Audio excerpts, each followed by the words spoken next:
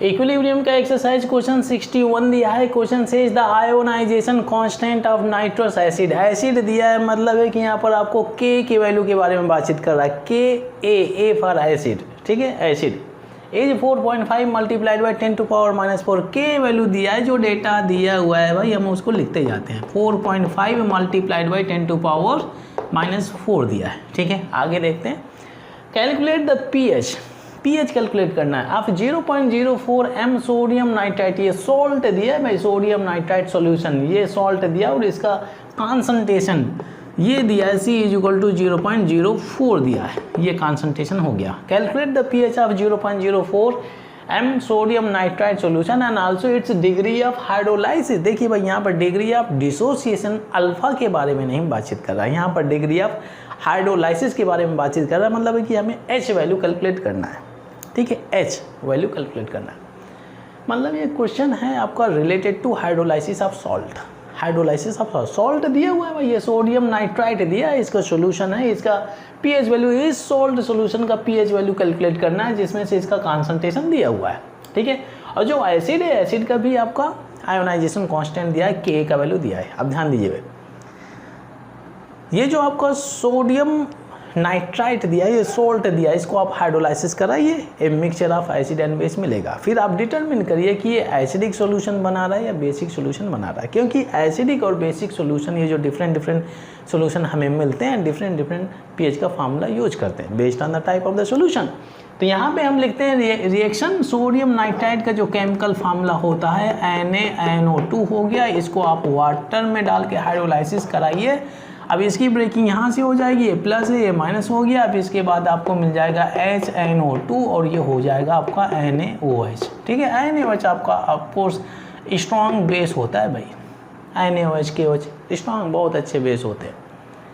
हम HNO2 ये nitrous acid है, देखिए नाइट्रस एसिड मिल गया, जिसका आपका K का वैल्यू दिया हुआ है, आयोनाइजेशन कांस्टेंट। और ये आपका कैसा एसिड है, वीक एसिड है।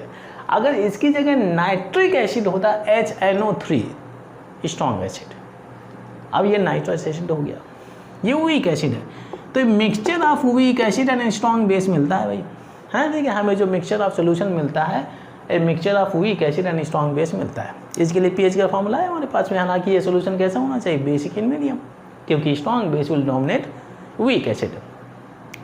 जो पीएच फार्मूला हम लोग यूज करते हैं for the mixture of weak acid and strong base, pH = ये हो गया 7 + 1/2, क्या हो गया भाई, ब्रैकेट करिए। ये pKa जो वीक होता है वही का आपका आयोनाइजेशन कांस्टेंट रहता है, pKa हो गया, और ये हो गया log C हो गया।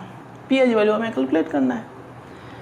pK की वैल्यू हम निकाल सकते हैं क्योंकि K का वैल्यू दिया हुआ है, log C मतलब कॉन्सेंट्रेशन ऑफ द सॉल्ट दिया हुआ है। बस वैल्यू प्लग इन करिए, आप आसानी से पीएच की वैल्यू निकालिए। तो ये पोर्शन फर्स्ट पार्ट हम कर सकते हैं, फर्स्ट पोर्शन करते हैं, फिर इसके बाद में डिग्री ऑफ हाइड्रोलाइसिस के बारे में बातचीत करते हैं, ठीक है भाई।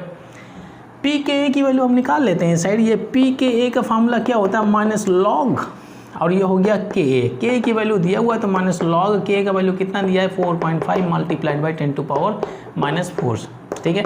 माइनस लॉग ये 4.5 हो जाएगा माइनस, और ये लॉग 10⁻⁻⁴ हो गया। सिंप्लीफाई करिए। अब देखिए log 4 की जो वैल्यू होती है 0.60 होती है, log 5 की जो वैल्यू होती है 0.70 होती है। 4.5 मतलब ये वैल्यू मिडल में लाई करेगी, 4.5, ठीक है। ये 4 है, ये 5 है, 4.5 के बीच की वैल्यू लाई करेगी, 0.60 और 0.70 के बीच की वैल्यू लाई करेगी। तो यहाँ पे 0.65 कर लीजिए भाई, 0.65 कर लिया, लिख लिया भाई। ये माइनस है, और ये देखिए log 10⁻⁻⁴ दिया है, तो -4 log 10 कर सकते हैं। log 10⁻⁻⁴, log 10⁻⁻⁴ इक्वल क्या हो जाएगा, -4 log 10, log 10 की वैल्यू 1 हो जाती है, तो -4 मिलेगा। और ये -4 ये प्लस माइनस को पॉजिटिव बना देगा, ये +4 हो गया। सब्ट्रैक्ट करेंगे तो यहाँ से क्या मिलेगा, 3 पॉइंट, और ये 35 मिल जाता है, ठीक है। ये वैल्यू मिल जाती है pKa की वैल्यू। चलिए प्लग इन करते हैं। यहाँ पे 7 + 1/2 हो गया, और यहाँ से आपको मिल गया 3.35 हो गया, प्लस log C की वैल्यू दिया हुआ है। चलिए प्लग इन कर देते हैं। C का वैल्यू 0.04 दिया हुआ है, हाँ ठीक है। चलिए इसका वैल्यू भी निकाल लेते हैं। ये जो आपको log 0.04 दिया है, 0.04, इसको आप लिख सकते हैं log 4 मल्टीप्लाइड बाई 10⁻⁻² कर सकते हैं। अब इसको फर्दर सिंप्लीफाई करेंगे, log 4 माइनस ये log हो जाएगा 10 टू पावर -2, ठीक है। log 4 की वैल्यू 0.60 हो जाएगा और ये क्या हो जाएगा, अब देखिए ये प्लस होना चाहिए भाई, क्योंकि मल्टीप्लिकेशन है ना, 4 multiplied by 10 to power -2 plus कर दिया। log 10 टू पावर -2 है तो -2 log 10 कर सकते हैं, तो -2 आ गया भाई। जब -2 आ गया तो यहाँ से क्या हो जाएगा -1.40, क्योंकि नेगेटिव वैल्यू ज़्यादा है। चलिए प्लग इन करते हैं। 7 + 1/2 यहाँ से आपका 3.35 माइनस क्या हो गया भाई 1.40। इस पोर्शन को सिंप्लीफाई करिए, ये 3.35 दिया है, 1.40 हो गया, ये 5 हो जाएगा, ये 9 हो जाएगा, 1.95 आ जाएगा। हाँ ध्यान दीजिए, ये पॉजिटिव ये नेगेटिव है तो आपको ये वैल्यू पॉजिटिव मिलेगी, ठीक है, सही है ना। 5 हो गया, ये 13, ये 9 हो जाएगा, ये 1, ठीक है। अच्छा 7 + 1/2 मल्टीप्लाइड बाई 1.95 हो गया। सिंप्लीफाई करिए, 2 9 जा 18 पॉइंट यहाँ पे हो जाएगा, 2 9 जा 18 और ये हो जाएगा 1 2 7 जा 14 हो जाएगा, 2 5 जा 10 हो जाएगा। तो यहाँ से आपको 7 + 0.975 मिलेगा, तो यहाँ से 7.97 ऐसे कर लीजिए, 7.98 कर लीजिए भाई, ठीक है। ये pH है और देखिए pH का वैल्यू 7 से ज़्यादा है, मतलब ये बेसिक सोल्यूशन है। Why? Because strong base is there, ठीक है। लॉजिकली आप आंसर कर सकते हैं इसको। ये हो गया pH का कैलकुलेशन। चलिए अब इसके बाद में हम लोग कैलकुलेट करते हैं डिग्री ऑफ हाइड्रोलाइसिस, जिसे हम बोलते हैं H से रिप्रेजेंट करते हैं। मैं इस पोर्शन को हटाता हूँ, थोड़ा सा स्पेस चाहिए, ठीक है। अब इसके बाद में H की वैल्यू कैलकुलेट करते हैं।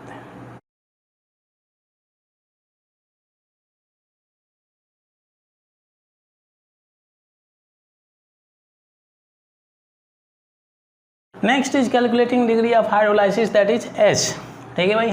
H की वैल्यू हमें कैलकुलेट करना है। इक्वेशन हम लिख लेते हैं फिर से, ये हो गया आपका सोडियम नाइट्राइट हाइड्रोलाइसिस करते हैं and then we get this is also equilibrium reaction, ठीक है। यहाँ से आपको मिल जाएगा NaOH एंड ये हो गया HNO2। ये हो गया स्ट्रॉन्ग बेस और ये हो गया वीक एसिड का मिक्सचर डला हुआ है, ठीक है भाई। आप लोगों ने जो केमिकल इक्विलिब्रियम स्टेप्स फॉलो करते हैं, इसका कॉन्सेंट्रेशन C हो गया। इनिशियल स्टेट में तो ये आपका 0 लिक्विड वाटर क्रॉस कर देते हैं, C-CH करेंगे। डिग्री ऑफ डिसोसिएशन नहीं दिया है ना, तो C-C अल्फा कर देते हैं। डिग्री ऑफ हाइड्रोलाइसिस, सॉल्ट का हाइड्रोलाइसिस कर रहे हैं तो H यूज करिए। ये +CH हो गया, ये +CH हो गया। अगर मैं KH, अब देखिए भाई यहाँ पर सॉल्ट का हाइड्रोलाइसिस कर रहे हैं तो यहाँ पर हाइड्रोलाइसिस कांस्टेंट हो जाएगा। डिसोसिएशन करना है तो डिग्री ऑफ डिसोसिएशन से अल्फा आएगा, वहाँ पर डिसोसिएशन कांस्टेंट Ka या Kb हो जाता है, तो KH कर लेते हैं। KH = प्रोडक्ट अपॉन रिएक्टेंट, तो प्रोडक्ट ये हो गया तो आपका CH डायरेक्ट लिख देते हैं, ज़्यादा डिटेल करने की ज़रूरत नहीं है, और ये आपका C-CH कर लेते हैं at equilibrium state, at equilibrium. और ये आपका क्या हो जाता है, इनिशियली हो जाता है, इनिशियली हो गया भाई, ऐसे कर सकते हैं। सिंप्लीफाई करिए, ये C² H² और C bracket 1 - H। Degree of hydrolysis अगर मान लिया जाए 1 के कंपैरिजन में छोटा है तो आप इसको इग्नोर कर सकते हैं। तो यहाँ से क्या मिलेगा, C² H² upon C cancel करिए, CH² मिलेगा। जैसे डायरेक्ट फार्मूला आप यूज कर लेते हैं, K = C∝²। ये फार्मूला आप लोगों ने सीखा होगा डिग्री ऑफ डिसोसिएशन के केस में, केमिकल इक्विलिब्रियम का पार्ट जो होता है, ठीक है। तो वही पार्ट आप डायरेक्टली भी लिख सकते हैं, ये पार्ट दिखाने की ज़रूरत नहीं है। KH = CH² कर सकते हैं। अब देखिए भाई, यहाँ से KH = CH², अब देखिए H² मिल गया और ये यहाँ से आप H की वैल्यू निकाल सकते हैं। H² = क्या हो जाएगा, KH/C, और यहाँ से आपको क्या हो जाएगा, H = √ और ये KH हो गया, C हो गया, ठीक है। KH, अब देखिए H की वैल्यू हम तो निकाल सकते हैं, C का वैल्यू मालूम है, बट KH की वैल्यू हमें मालूम नहीं है, KH की वैल्यू मालूम नहीं है। एक फार्मूला होता है, आप लोगों ने पढ़ा होगा जब इसके डेरिवेशन के बारे में सीखेंगे, तो ये होता है KH = KW/KA होता है। जो वीक सब्सटेंस होता है तो उसका आयोनाइजेशन कांस्टेंट लिया जाता है। KH = KW/K। वीक सब्सटेंस क्या है भाई, वीक एसिड दिया तो K हो जाएगा, वीक बेस होता तो Kb हो जाता। K का वैल्यू मालूम है, चलिए प्लग इन करते हैं।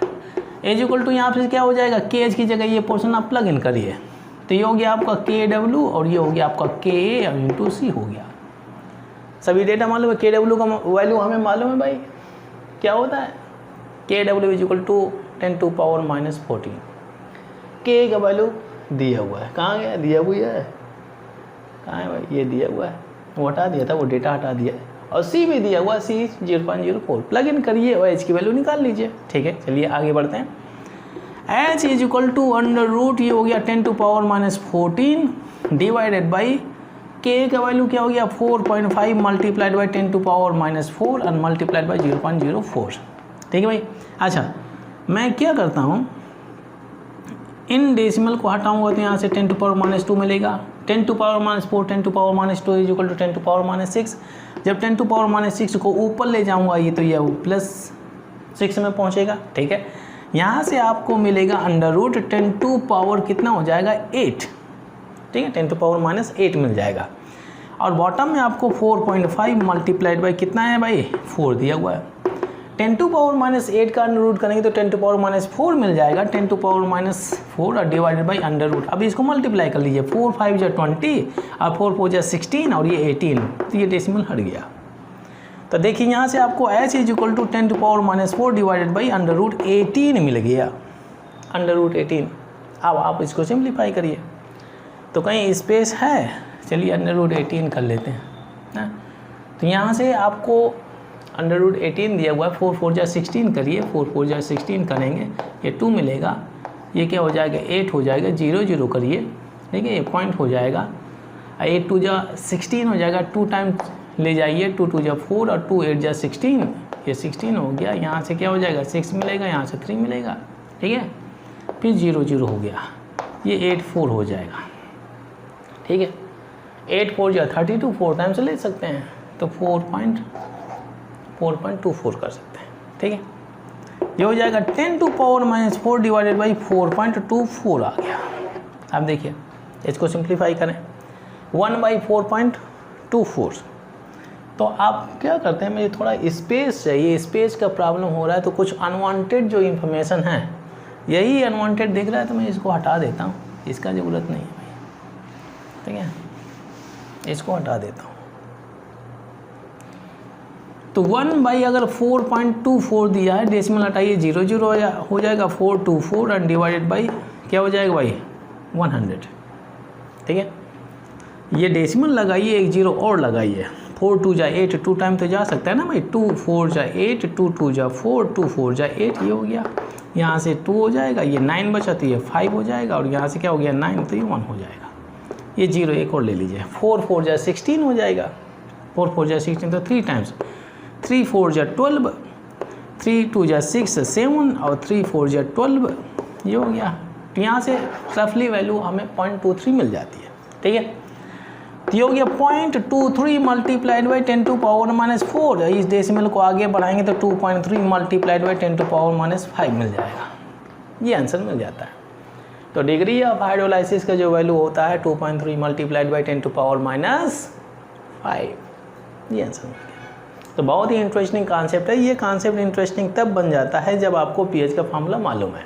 जैसा कि मैं प्रीवियस लेक्चर में भी वीडियो लेक्चर में भी बोला हुआ था, जो न्यूमेरिकल नेक्स्ट न्यूमेरिकल पढ़ा हुआ है आप लोगों ने, कौन सा न्यूमेरिकल है 61, नेक्स्ट 62 में भी आप सॉल्ट हाइड्रोलाइसिस से रिलेटेड कॉन्सेप्ट दिया हुआ है, फॉर्मूला यूज करते हैं।